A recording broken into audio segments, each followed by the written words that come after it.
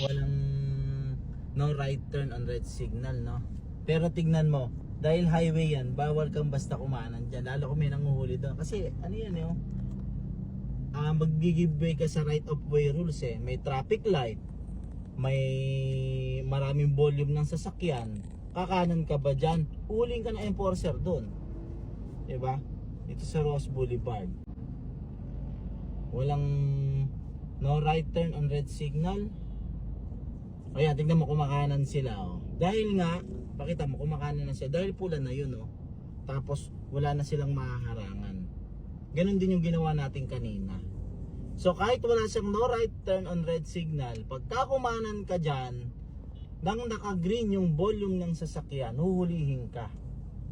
Lalo na nilagpasan mo na yung stop line. Yan yung stop line na yan, oh. Yan, oh. Yung puti na yan.